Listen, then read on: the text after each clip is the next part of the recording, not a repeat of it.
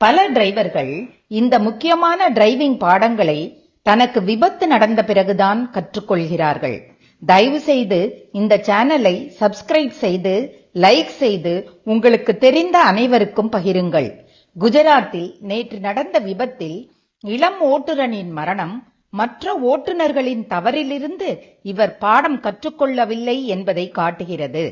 இதே மாதிரியான தவறுகளை மீண்டும் மீண்டும் செய்து பல லட்சம் பேர் மாண்டனர். இப்பொழுதும் கூட ஜங்ஷனை நெருங்கும் பொழுது அவசியமான முன்ஜாக்கிரதை நடவடிக்கைகளை நாம் எடுப்பதில்லை. அந்த பைக் டிரைவர் அதிவேகத்தில் சந்திப்பை நெருங்கும் பொழுது கண்ட்ரோலை இழந்து மெதுவாக திரும்பிக் கொண்டிருந்த கார் மீது மோதினார்.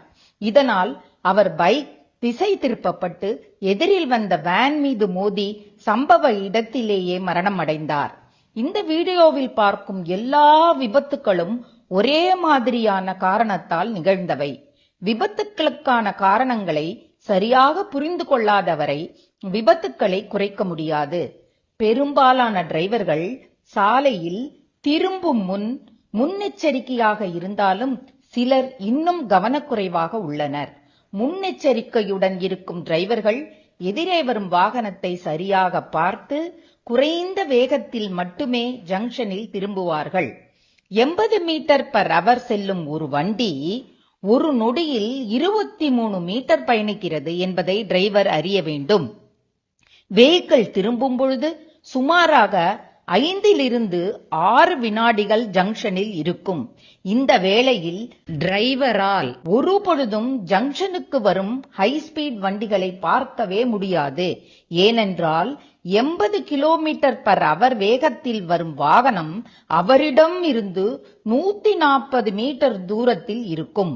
அதேபோல் 120 km/h வேகத்தில் வரும் வாகனம் 200 மீட்டர் தொலைவில் இருக்கும்.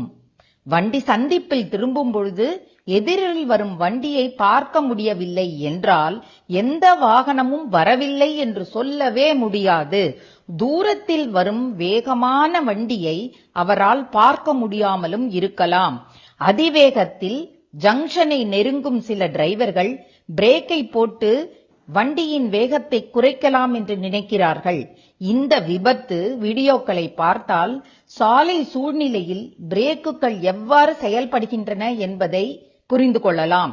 என்னுடைய மற்ற வீடியோக்களில் பிரேக் செயல்படும் விதத்தை நான் விளக்கியுள்ளேன். பிரேக் போடப்பட்ட பிறகு ஒரு வண்டி காய்ந்த ரோட்டை காட்டிலும் ஈரமான ரோட்டில் அதிக தூரம் ஓடிய பிறகுதான் நிற்கும். சந்திப்புகளை முன்கூட்டியே கணித்து வண்டியின் வேகத்தை குறைப்பதுதான் விவேகமானது. யூ டர்ன் அல்லது டர்ன் எடுக்க நினைப்பவர்கள் கூடுதல் விழிப்புணர்வுடன் இருக்க வேண்டும். சாலையில் பாதுகாப்பாக இருங்கள். உங்கள் குடும்பத்தினரை பாதுகாப்பையும் உறுதி செய்யுங்கள். விழிப்புணர்வு ஏற்படுத்த நாங்கள் தமிழ்